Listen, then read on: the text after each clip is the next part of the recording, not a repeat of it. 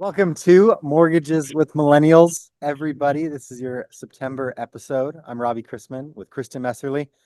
Kristin, it has been a minute. I'm so happy to have you back. I've seen you more recently in Idaho than I've seen you online, so this is cool. I know. It's good to be back. Sweet.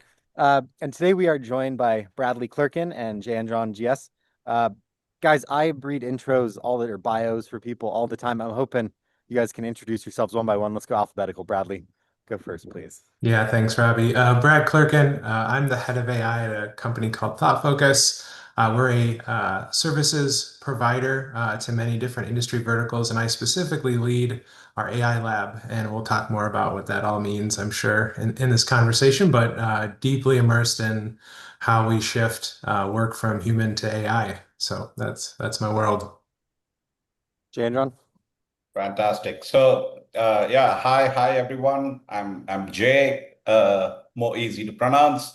I'm a co-founder of Prudent AI. And to just give you a little background, I'm an auditor turned data scientist turned entrepreneur. Applying AI has been a passion, and mortgage has been a fantastic place where we've been able to do that. We are a product company. We focus on particularly on the origination side. Our focus has always been about almost the shift left strategy in terms of building AI applications that help lenders do all the good work up front. Very cool. Kristin, this is we've talked a lot about AI this year on this show. Not Could you just talk on about how this show. It is everywhere, you know? I yeah, mean, I just came yeah. back from teaching workshops on AI, and that was not I am talking about things from the perspective of the, first-time home buyer, like building empathy as a human. So I have tons of questions for you guys. I am not the AI expert, but yeah, Robbie, we've just been going because it's a crazy time, you know? Everything is changing. Certainly a crazy time, which I'm torn about on this show, where half of me is like, there's really cool things that we could talk about that aren't AI. And then I'm also like, AI is dominating everything and becoming ubiquitous. And so it's a tough balance here. Uh, but audience, just know you're in good hands. Kristin and I will be working on filling out our 2026 lineup here soon. So we should have some fun things in store for next year as well. Kristin, I'm going to let you ask the first question, ladies first, but I do want to say a quick thank you to Tidalwave for sponsoring today's show. Their agentic AI platform allows you to easily create your financial institution's personalized AI assistant for different functions. Kristin, now that I stalled for about 15 seconds, do you have your question ready? Yeah, I guess I would just start by saying, we things are changing so rapidly. I mean, 72% of businesses use AI to some capacity now. And in the research that I've done over the last few months, in January, 1,000 millennial and Gen Z said that 35% of them were using ChatGPT for home buying information. In August of this year, that jumped to around 65%. It was like a massive jump. And that's just ChatGPT, but I think a lot of people are feeling very nervous about what this means for the future of mortgage, for the future of loan officers. People, just last week I was asking people like, "Are you nervous this is going to take your job?" And everyone is like, "Yeah, this is a fundamental shift in the way that we do business." And so I would love to hear, I know both of you are coming at this from very different perspectives, but I would love for you guys to share, I guess, what your thoughts are on the shift around how people are approaching the home buying process. And maybe for you, that's going to be more deeply on the compliance side or in between. But I would love to hear from each of your perspectives, like what that looks like from the home buyer's journey. So Bradley, maybe starting with you would be a good idea. Yeah, sure. Well, I think first, I mean, one of the things that I think is challenging everyone is what you actually said, which is that we all have ChatGPT on our phones, right? So our expectations around not like art of the possible, but like literally, what should happen right now is shifting, faster than anything we've ever seen. I mean, obviously, with the rise of digital and cell phones, we had a 10-year kind of window to react to that. And we've gotten about 6 months, right? And now we're forced to react. So I think, most folks, in the mortgage industry are realizing that, no, nobody wants a bunch of back and forth. Nobody wants to have to re-upload something 100 times. Nobody wants to have to, it should just be there and it should just work. And I think that expectation has probably always been assumed, but now it's being forced, right? Like, you're going to get the questions like, why can my bank do it? Or why can, this company do it? But this industry can't, right? And so I think that, across the board, there's just this expectation of seamlessness that, I don't think we have 10 years. I think we maybe have another 2. And obviously everyone's kind of anticipating a big rush of work coming in, right? And I think, maybe during that period there might be an allowance, right, to say like, okay, we all understand AI came out of nowhere, but I just don't think we have all the time to realize that.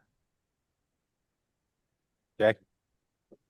Fantastic. I think the way we are looking at AI, I mean, I've kind of been betting on this. I've shifted careers. I've quit like a super well-paying job at EY to do this. The big bet has been that AI will make huge difference, and I think ChatGPT really is helped it turn a very important corner. What used to previously be a very data scientist world conversations now become a mainstream conversation, right? And the expectations, exactly like you said, have now matched what people have been expecting inside the data science world to the whole world now. And we see that. And but one of the things that we see is that there is obviously going to be a higher expectation in terms of just experience. And that seems to be like consistent with all new technology, is that your need goes up as well. In fact, one of the things we are betting on is not that AI is going to be like more for the same, not like same for less as a technology, right? It's just not a cost-cutting technology in its shape. It is a value increase technology is how we really see it, and that seems to be aligned with all our expectations. I mean, there was a point when having like a cell phone was like a cool thing. Now it's a necessity, right? Like it's that I think AI will move the same direction. I think it will become a necessity and just demand a higher standard from everybody else. Yeah, Kristen, I'm gonna have to redo my speeches at conferences because I've been saying technology will make the process so efficient that we'll be able to save money on the origination cost and it'll go. But you're saying, Jay, that it's going to be more for the same. So that's a good little rewiring in my head there.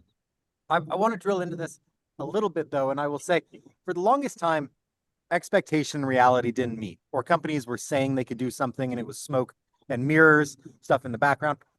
When we think about Q4 of 2025, what are the latest and greatest AI capabilities for the mortgage origination workflow or things in the mortgage industry? What are some things you're seeing? Jay, let's go with you first this time. Sure. I mean, one of the things with any technology and with a lot of the investment dollars pouring in, there's going to be a little bit of a hype cycle, which is definitely ahead of the reality cycle. But having said that, right, like there is still a lot of progress that's been made. For example, one of the things that used to be like a really sophisticated data science problem would be, for example, to take data from a document and read it, make an interpretation, and make a decision. These used to be typically 4 or 5 different steps.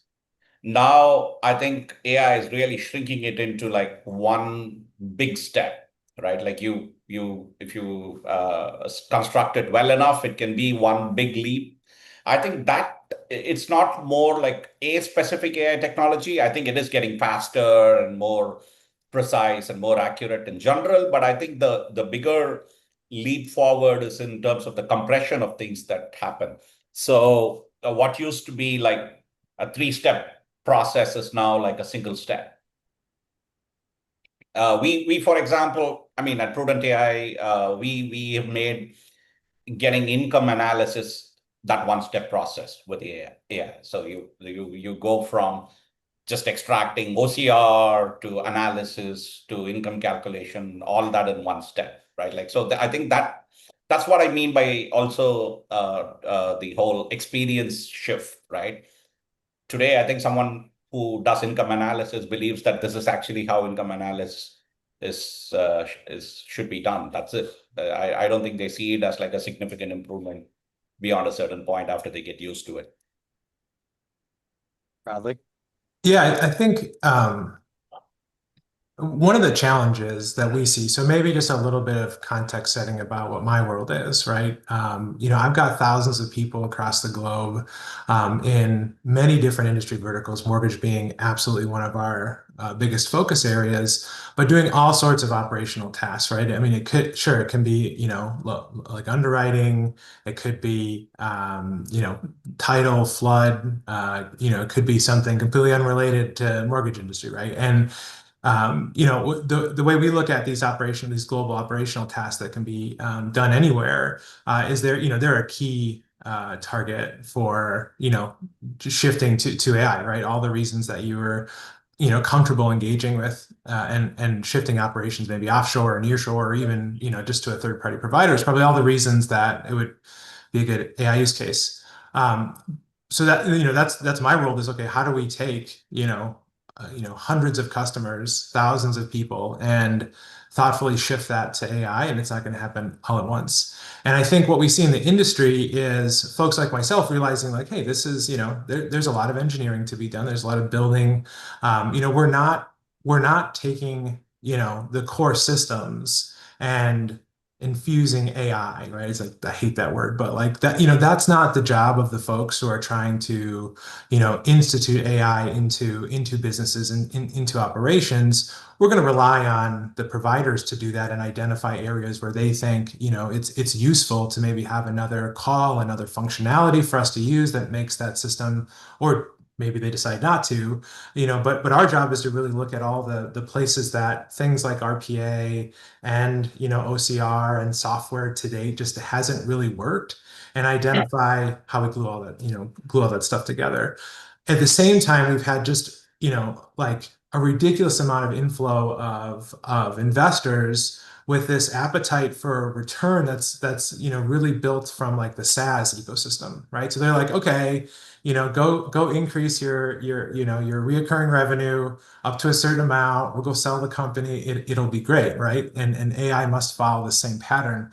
And then when you actually get into like trying to roll up your sleeves and like automate, any of these steps, you realize like, oh, we kind of refer to it as there's all this last mile work, which, these software providers, who are trying to build these new AI solutions is sort of a platform or a SaaS solution, didn't anticipate they're going to need, a bunch of integration work to be done to really make this, function. And so we have this conflict arising between like investor expectations and the companies that are starting, that what's actually happening on the ground. And at the end of the day, you have to do that work. So your original question was about like, well, feature functionality, right? Like what's changing in the AI ecosystem towards this quarter that's going to shift what's possible.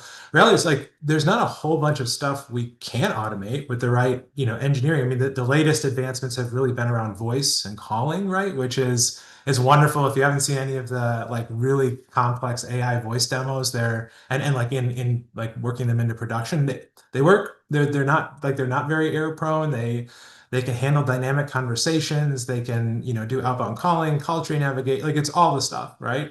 And the latest kind of evolution has been around just continually evolving what we call the AI agentic space in the models, and making like the idea that we can automate processes with like software robotic type architectures more achievable.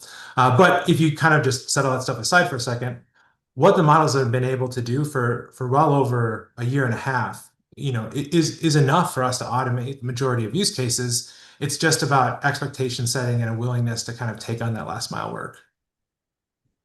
So it feels like, I mean, AI is very it's incredible at analysis, automation, and the possibilities there are kind of limitless. Would you say that the loan officer, or like where's the human component there? Like where's the line, I guess? Is it that humans, loan officers, they embody the empathy now? Like do they need to work on their empathetic skills and lean into that kind of human component as they ramp up the automation and analysis and lean into AI for those kind of components? Just curious your thoughts on that, and like where humans kind of play, where their role is shifting. I guess just I'll just go first. I think that human in the loop design is a real like expertise that we're seeing kind of developed in all industry verticals, right? A majority of it is right now based on risk and compliance, right? I don't think that's going to be forever though. Like right now, it's a conversation of like, where do we feel comfortable telling our auditors or our compliance folks that like this decision was made by a human or AI. What tends to happen in those situations is it's more like an audit function. So if you do design a human in the loop interface, you're usually trying to say, hey, when the AI and the human disagree on a given process or a given outcome or what a decision, like let's bring in another human to check that. I think where it's going to go tends to be more about guiding the models and so like taking your expertise and for a period of time basically training the models on that expertise, right? Whether it's in hey, we noticed that this seemed to be an error in the step. Why did we get it wrong? Okay, we can actually automatically loop that back in to whether it's it's called post-model creation fine-tuning or into some of our software. So I think right now we're at the stage where most of the human in the loop interfaces are very geared at compliance and what we feel, from a risk perspective, we should basically force a human interaction. It tends not to be because AI can't have like, if you will, empathy or something like, especially in the calling space and the voice space, you really realize how quickly it actually can kind of emulate empathy. Like it knows you're angry, it knows you're sad. You could talk to ChatGPT, it knows these things, right? And so, it can maybe fake empathy pretty well. So right now it's compliance and risk. I think the next stage for most companies will be about, kind of getting your expertise and fine-tuning models, whether it's with just term definitions or, process training or other things. And then, I think long-term, I'm not one to shy away from the fact that I think that there are going to be a lot of less humans doing this work, right? We haven't needed to design a lot of human in the loop interfaces after that second phase outside of, again, kind of like coming in and inspecting, right? So maybe you do want to kind of see what's going on under the hood, but I guess I'm not all the like roses and sugar. Like I think there is going to be a massive shift in how many underwriters we need. Like I don't shy away from it. Faking I have a bit of a different view there. Sorry, I mean to No, jump yeah, in.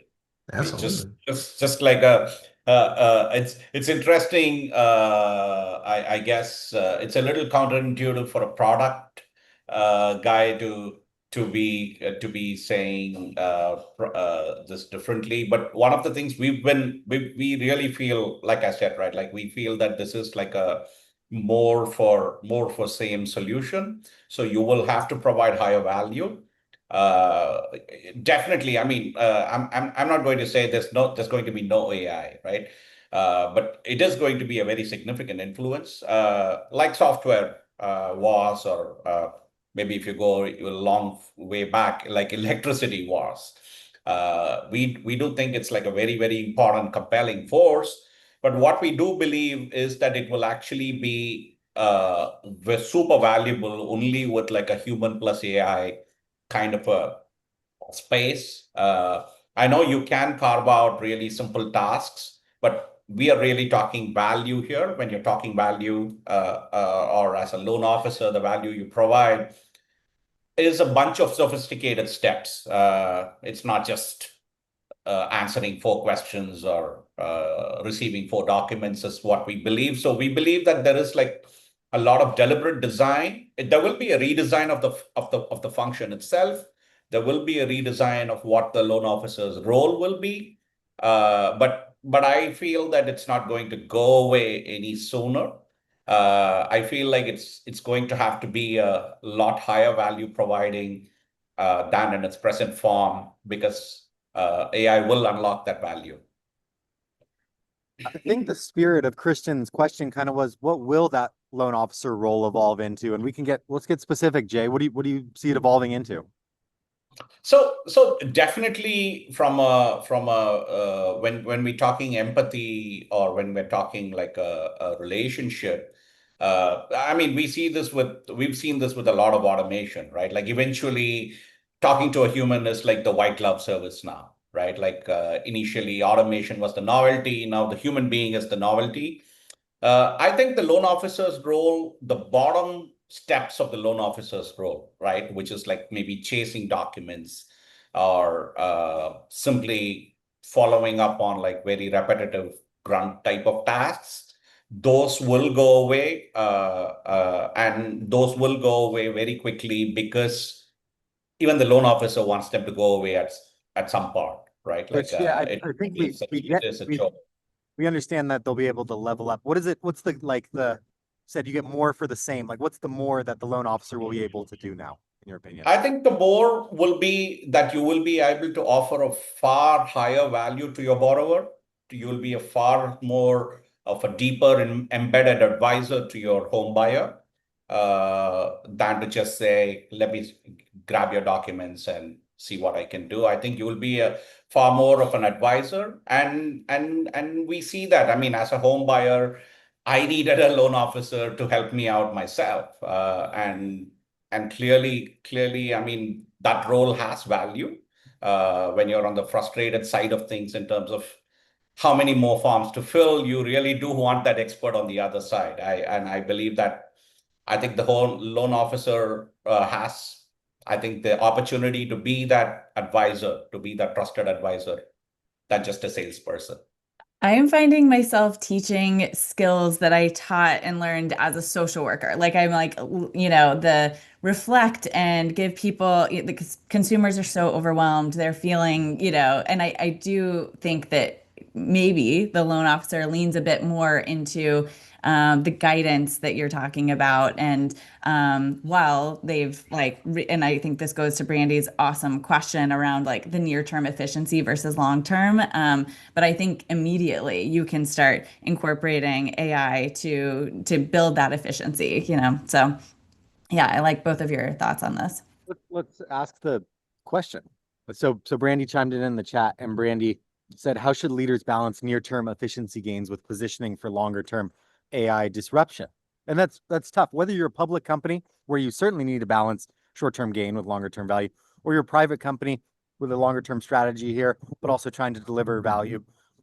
But Bradley, I'll start with you. Kind of the balance between those two seems like competing ideals.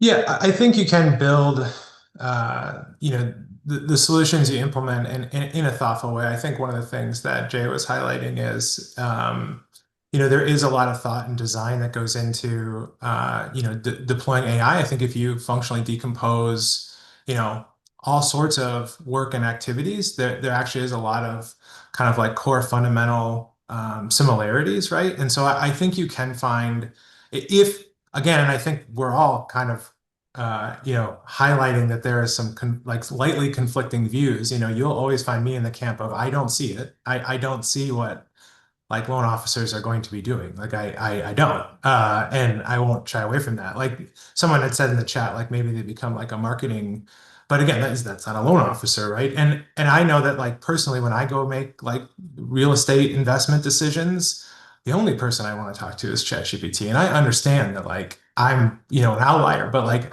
I'm asking it to do deep research on all of my like rates, how it'll work, like the cash flow. Like I don't need another human. Like I almost would rather, I trust it more, right? And maybe that's, I think you had also started the conversation off about maybe like the next generations coming, right, I think are going to be in the same boat, I'm at. So I think that, like, to Brandy's question, if you set out with the idea that, hey, let's just identify some quick wins and get some near-term efficiency, and we'll kind of see where AI goes, versus a company who says, okay, the realistic case is we have a whole bunch of stuff going on. We're going to have a ton of work coming in, and this AI thing is absolutely uplifting and disruptive, but we're based in reality. But we know that where we're targeting is like, or is not, your choice as a company. Like, are we targeting human replacement or not? And if you are, then you build the systems incrementally in a way that goes there. And if you're not going for human replacement, then you'd build the systems in a slightly different way. But if you take the view of, we can, do this in a building block way where, okay, sure, everyone's right now focused on document ingestion, classification, chatbots, like all these things, for sure, get those in-house, right? But quickly pivot to agentics and how we do that kind of stuff, system integration, right? And we start to piece these things together over time, and it's just where is our end goal needs to be super aligned within our company and our leadership. I'm curious. So, go ahead. Yeah, Jay, do you have thoughts? Yeah, I mean, I really think I agree with Brad. I think there is like, you have choices, right? Like there are different views you can take. Like with any sophisticated problem, there is not just one right answer. There's obviously, you could take like different strategies and bet on it. And I think one of the things we will see, right, like in the short term, you will, as any business you will need to manage what the table stakes are. And with AI, that's going up. You will have to catch up. There's no avoiding that. In the long term, with AI is a little more trickier because it's moving so fast that today, what the long-term view of AI will be is not something that anybody can make a really strong guess on. I made like a big guess on it, sat on my hands for 3-4 years for the AI wave to come, and it didn't. Then COVID came, and then ChatGPT came, and now the AI wave's here, and now it looks like it's moving really fast. So things are not always linear in this world. But what I do like is the fact that right now it is in like a position where it's like accelerating very strongly every day. So the long-term view is a lot harder to take. The short-term view, the gains are very clearly there. The table stakes are going up and you have to catch up. I don't think that's avoidable. Kristin, yeah. Well, okay. So I study trust, and I have, in January, we saw that only 20% of millennials and Gen Z trusted loan officers to help them make smart decisions about their mortgage. So Bradley, to your point, you're talking about how you can go, like, you trust AI that has all the information more than the loan officer. I'm curious, what places is AI building trust, and where is it potentially eroding it? And I'm also thinking, this is kind of second part of that question, could the role of the loan officer be because there's a lot of people who are very overwhelmed by the information, like I mentioned. So, they're not even going to AI because they think that this is, homeownership is out of reach, all that kind of stuff. So could the loan officer's role be to be building trust in communities, out in partnerships, doing presentations, that type of thing, versus it being taking that role that now AI can have. So two-part question, where is it building and eroding trust? And also, what are your thoughts on like that kind of outwardly facing role of the loan officer? Well, I think you've highlighted maybe where, one of the most profoundly impactful situations right now with AI is in demand generation, right? I mean,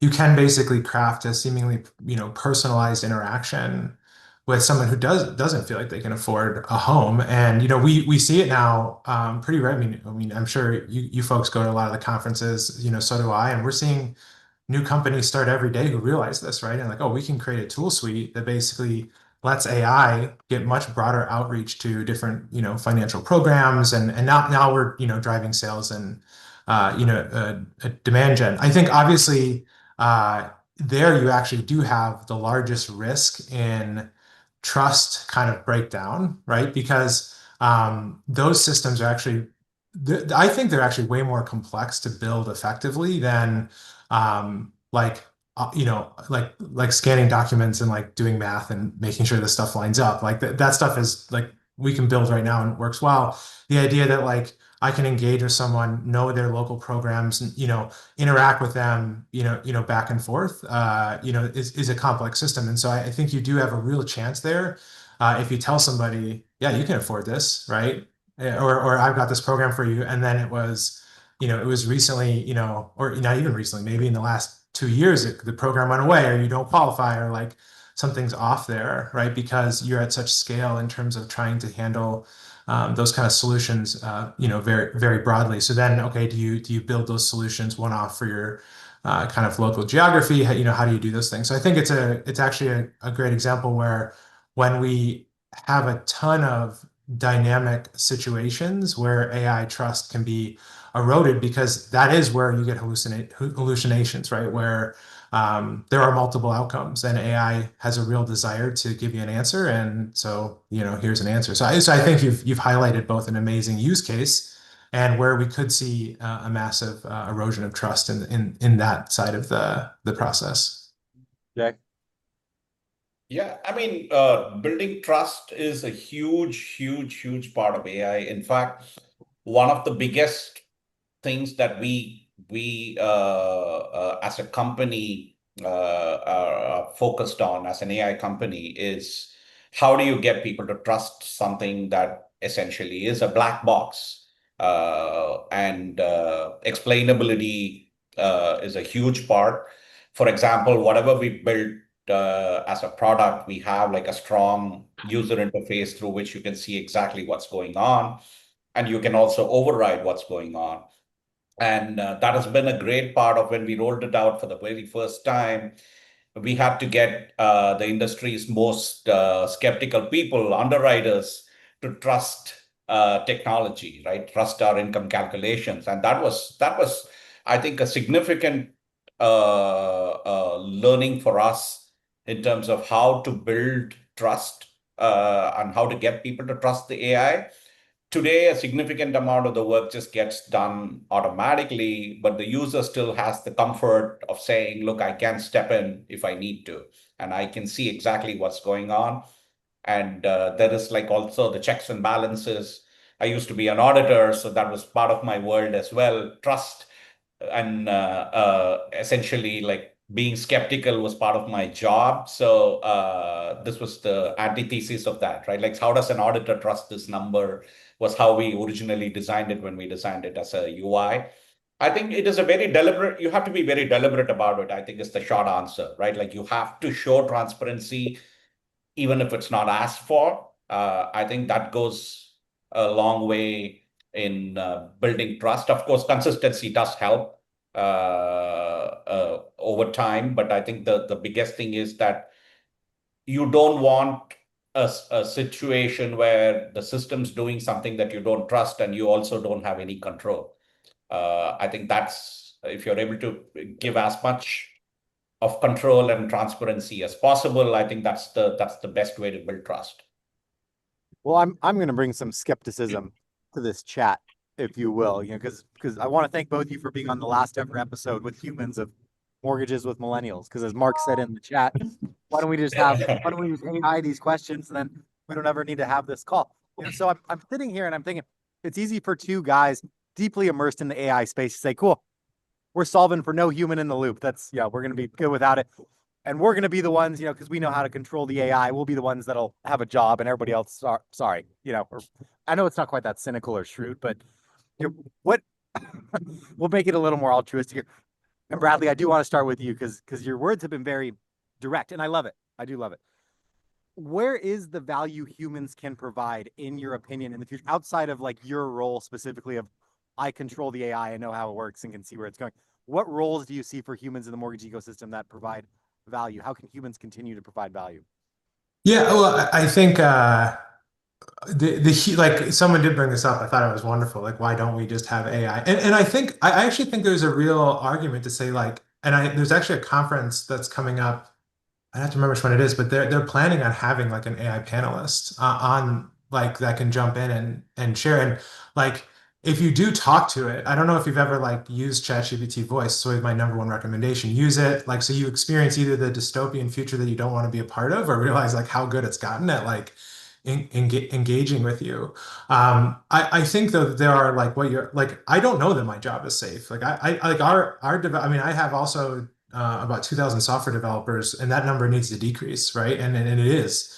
You know, we're doing where a project would be 10 people, it's now two, right? And so that's at the most technical jobs, right? So I actually don't see my job, even as the AI guy, as having much safety in that in the coming years. I do think, though, humans, you know, it's like anything, right? Pendulum swing, right? And I think there is a chance, but no one really knows, that we'll all get maybe good at like sensing when we're really deeply engaging with AI and it doesn't feel right.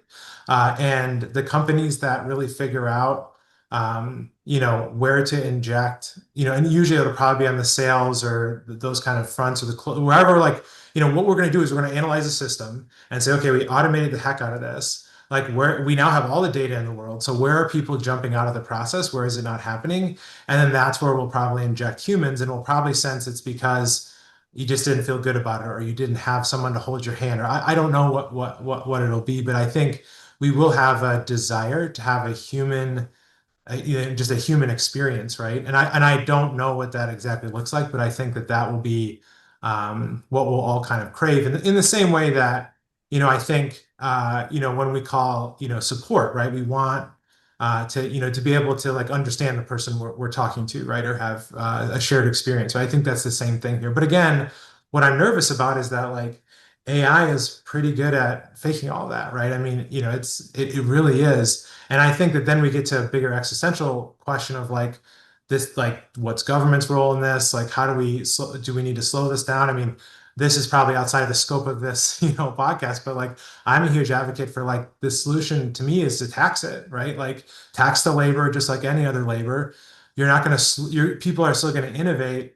But right now, I mean, it is tax-free labor that works 24/7. I just don't like, we've got to make it equal. So sorry, a few different tangents there, but. No, you're good there. And I'll kind of reiterate the question for you, Jay. How do humans continue to project their value, to keep value, to maintain relevancy in the mortgage industry? Sure, sure. I mean, just very interesting that you asked this question, because there is this article doing the rounds in the AI world right now, which is in 2016, Jeffrey Hinton, who's like considered the father of AI, predicted that you will no longer need radiologists because AI can read X-rays. And somebody is now writing about it 10 years later, saying the demand for radiologists has gone up even further higher than before, because technology has now made radiology that much more democratized and that much more available. And the AI is actually doing really, really well, but you still need a expert radiologist to interpret the X-ray for you. You're not going to take a prescription from ChatGPT. I think that is essentially, in a nutshell, what I feel about AI. I mean, that's my stand. I think the higher value problems are still very important problems.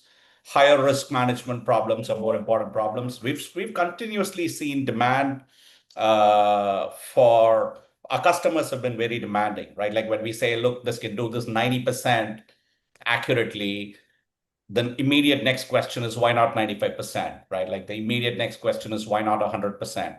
And we have a human in loop as part of our solution, because we figured that we actually cannot deliver 90% incredibly efficiently and satisfy our customers. We need the human in loop to do the other 10% as well. And also to train our models from a reinforcement learning perspective. So I'm not at all in the doomsday is coming camp on this one. I think there is a huge amount of value. I mean, the cost per mortgage is a very large number, because there is also a huge amount of value in there, right? It's not just because it's all inefficient. And I think what will happen is that, like, underwriters will need to be more sophisticated about the products they offer. They will need to find really complex fitments for very complex income types and borrowers. We see that as a larger pattern in the expansion of non-QM. I feel that the need and value requirement will change, and I think the industry will need to catch up with that. And I would imagine, given this is the millennials and I suppose Gen Z will have a very different work and income profile, and they would demand that the industry serves their need, and that kind of sophistication will be required to be served, and that will be like a value that needs to be served. I think that's how I feel this will evolve. So I don't think the jobs are going away anywhere.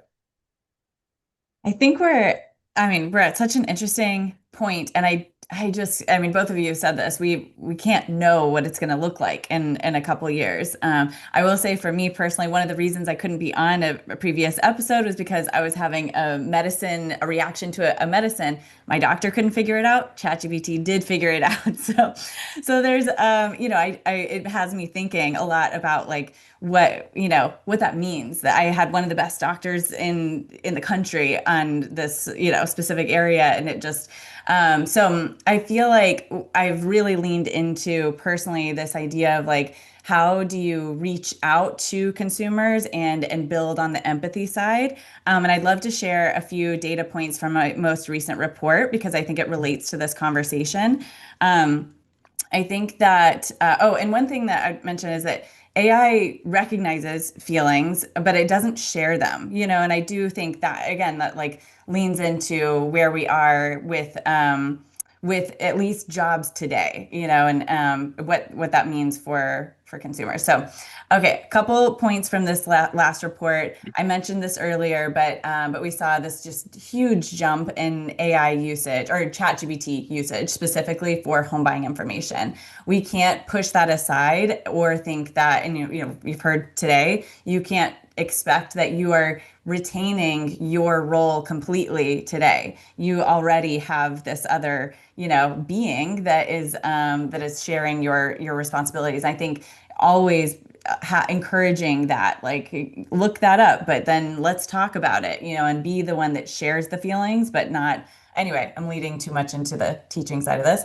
Okay, so another data point that I thought was really interesting that I brought up today was over half of millennials and Gen Z said that they felt overwhelmed by financial information, and over half said that they delayed an important financial decision due to complexity. So what that says to me is that there is a huge opportunity of people who are never even going to AI. I think AI can be a huge support for reducing that complexity, but also there's people who are shut down, overwhelmed, and not even starting that process. So that's why I brought up the point earlier around, like, I think the activity, the outreach, the partnerships can actually open the door to consumers that are otherwise not even starting that process. I had mentioned this one today as well, that 20% trust loan officers, 33% trust realtors. That was from earlier this year, but definitely relevant to the conversation. And then the last thing that I would share, and there's a huge amount of data that we gathered that I think this is my favorite report I've ever published in the last 5 years. So would love for you guys to check it out. But the last thing I would mention is just this trust in influencers. I don't know that it's increasing, but it's definitely prominent.